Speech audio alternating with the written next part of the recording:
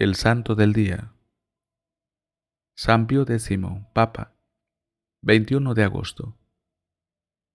En 1850 recibió la tonsura de manos del obispo de Treviso y obtuvo una beca de la diócesis de Treviso para estudiar en el seminario de Padua, donde terminó sus estudios filosóficos, teológicos y de los clásicos con honores. Fue ordenado sacerdote en 1858 y durante 9 años fue capellán de Tómbolo, teniendo que asumir muchas de las funciones del párroco, puesto que éste ya era anciano e inválido. Buscó perfeccionar su conocimiento de la teología a través de un estudio asiduo de Santo Tomás y el derecho canónico. Al mismo tiempo estableció una escuela nocturna para la educación de los adultos, y siendo él mismo un ferviente predicador, constantemente era invitado a ejercer este ministerio en otros pueblos. En 1867 fue nombrado arcipreste de Sálzano, un importante municipio de la diócesis de Treviso, en donde restauró la iglesia y ayudó a la ampliación y mantenimiento del hospital con sus propios medios. En congruencia con su habitual generosidad hacia los pobres, especialmente, se distinguió por su abnegación durante una epidemia de cólera que afectó a la región. Mostró una gran solicitud por la instrucción religiosa de los adultos. En 1875, creó un reglamento para la Catedral de Treviso. Ocupó varios cargos, entre ellos el de director espiritual y rector del seminario, examinador del clero y vicario general.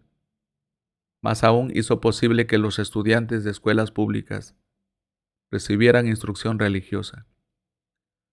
En 1878, a la muerte del obispo Zanelli, fue elegido vicario capitular.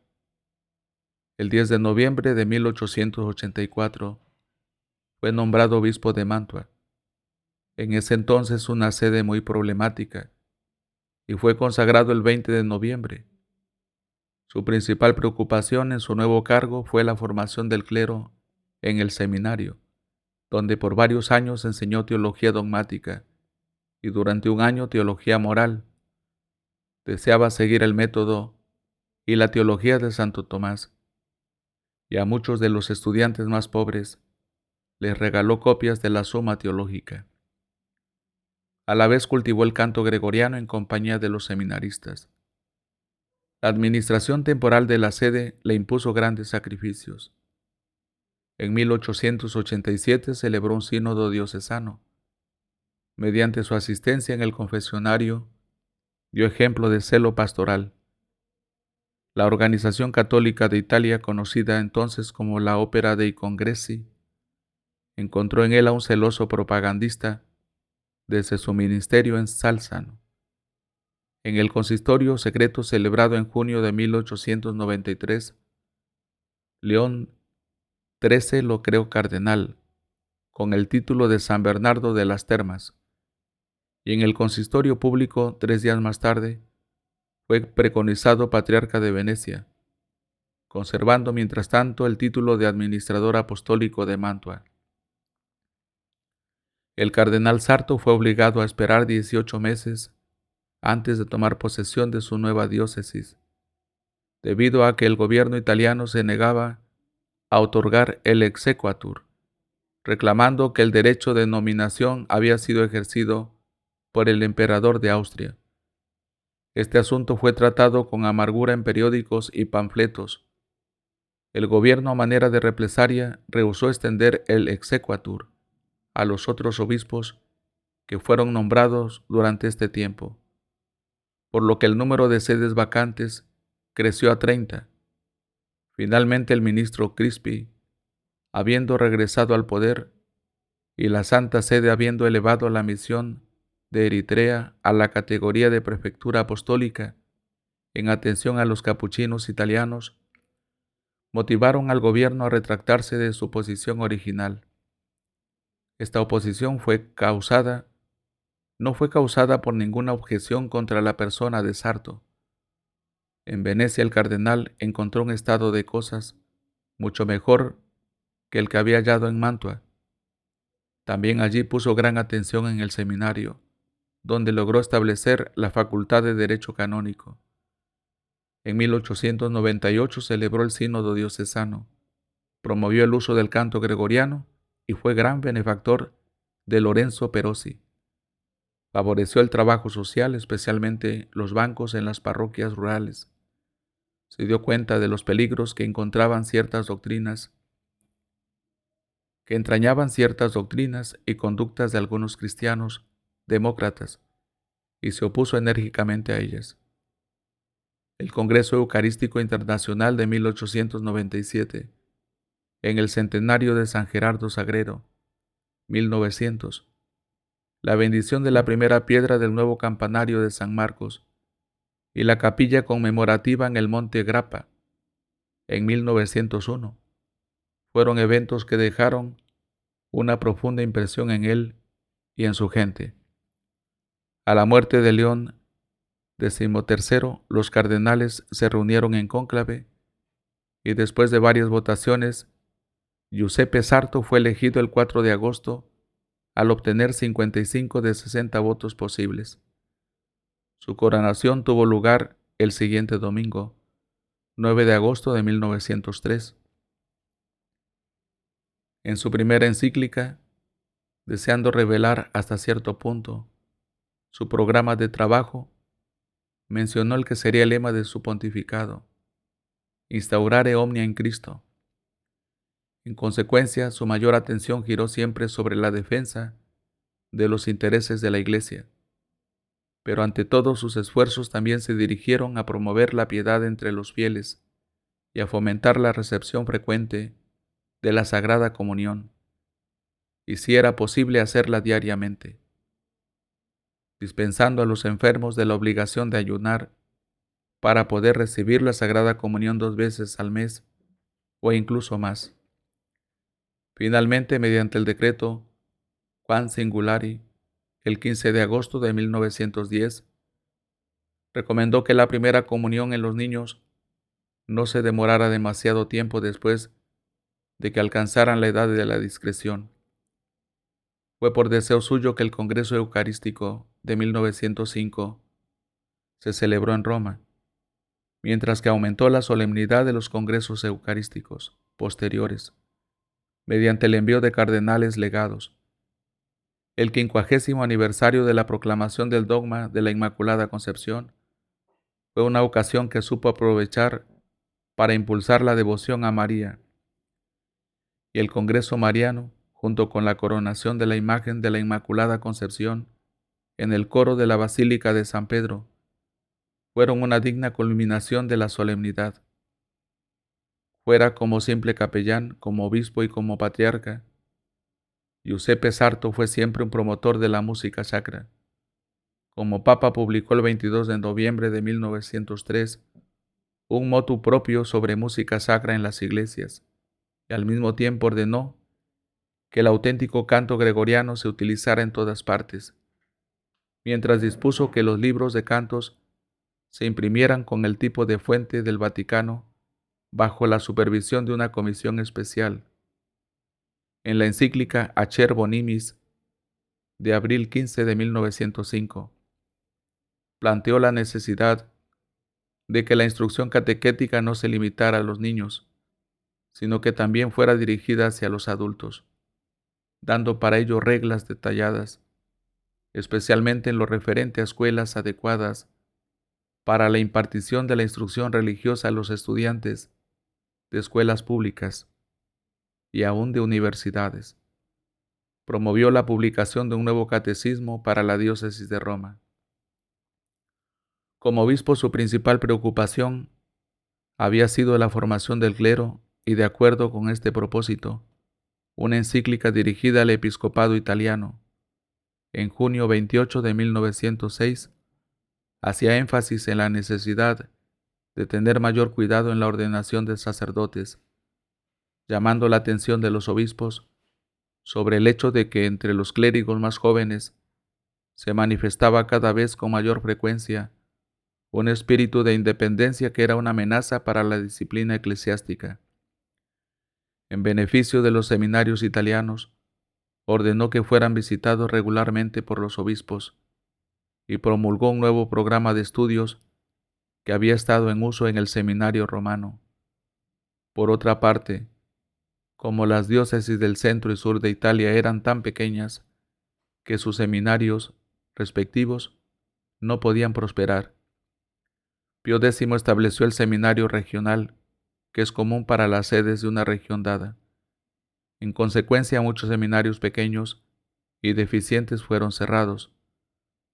Para una mayor eficacia en la asistencia a las almas, a través de un decreto de la Sagrada Congregación del Consistorio de agosto 20 de 1910, promulgó instrucciones concernientes a la remoción de párrocos como un acto administrativo, cuando tal procedimiento requería de graves circunstancias que podían no constituir una causa canónica para la destitución.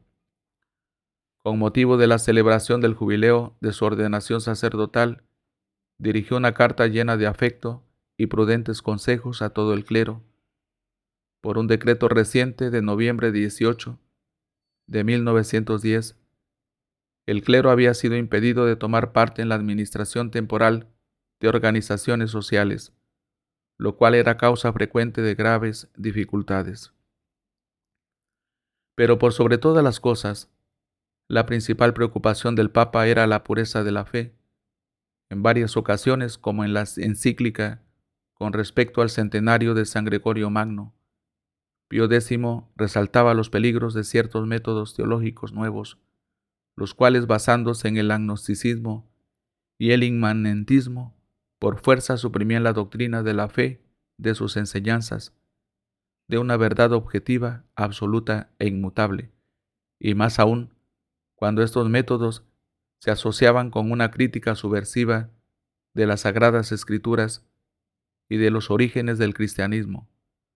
Por esta razón, en 1907 publicó el decreto Lamentabili, llamado también el Syllabus de Pío X, en el que 65 proposiciones modernistas fueron condenadas.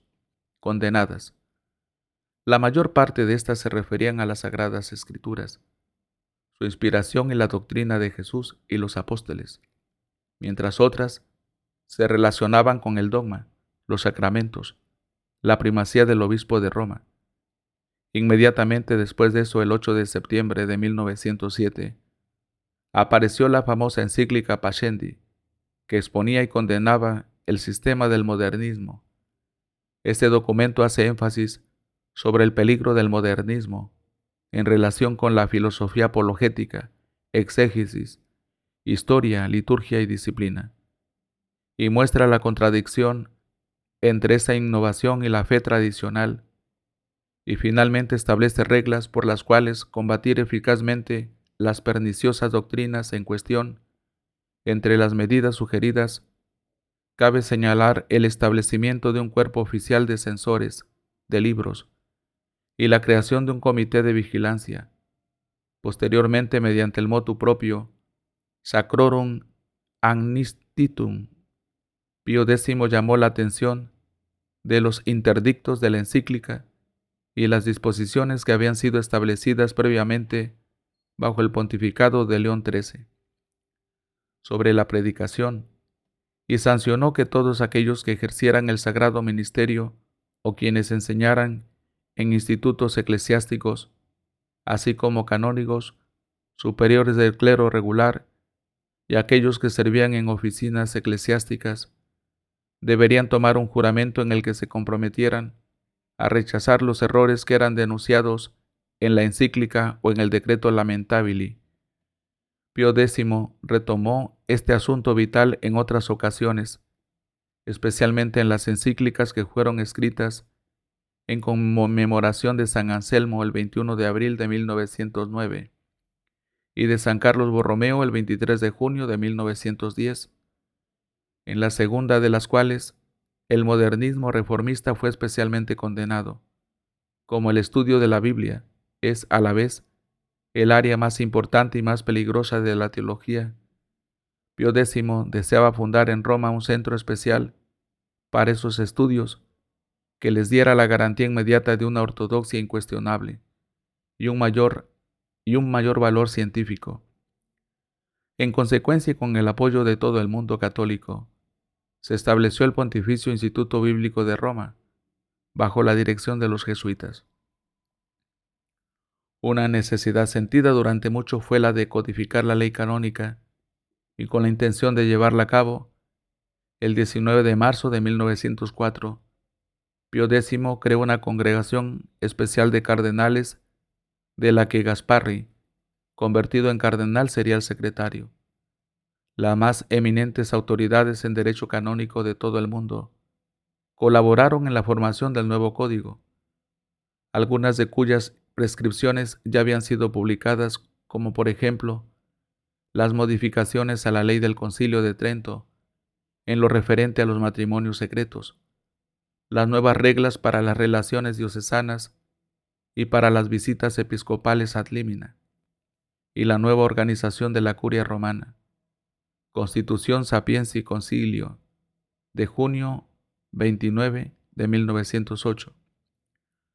Anteriormente, las congregaciones para las reliquias e indulgencias y de disciplina habían sido suprimidas, mientras que la Secretaría de Asuntos Menores había sido unida a la Secretaría de Estado. La característica del nuevo reglamento es la completa separación de los aspectos judiciales de los administrativos, mientras que las funciones de algunos departamentos habían sido determinadas con mayor precisión y sus trabajos más equilibrados. Las oficinas de la curia se dividieron en tribunales, 3 tribunales, 11 congregaciones y 5 oficinas. Con respecto a los primeros, el tribunal de signatura, constituido exclusivamente por cardenales, y el de la rota, fueron revividos. Al tribunal de la penitenciaría le fueron dejados únicamente los casos del fuero interno, conciencia. Las congregaciones permanecieron casi como estaban al principio, con la excepción de que una sección especial fue agregada al Santo Oficio de la Inquisición para las indulgencias. La congregación de obispos irregulares, la congregación de obispos y regulares recibió el nombre de congregación de religiosos y tendría que tratar únicamente los asuntos de las congregaciones religiosas, mientras los asuntos del clero secular serían derivados a la congregación del consistorio o a la del concilio. De este último fueron retirados los casos matrimoniales, los cuales serían ahora enviados a los tribunales o a la reciente creada Congregación de los Sacramentos. La congregación del consistorio aumentó grandemente su importancia, debido a que tendría que decidir sobre cuestiones que eran competencia de las otras congregaciones. La congregación de propaganda. Para que la vida de los santos llegue a más hermanos, dele me gusta, deje un comentario, suscríbase y comparta. Active la campanita para ser notificado y juntos conozcamos cada día un santo diferente, la vida del santo del día. Gracias.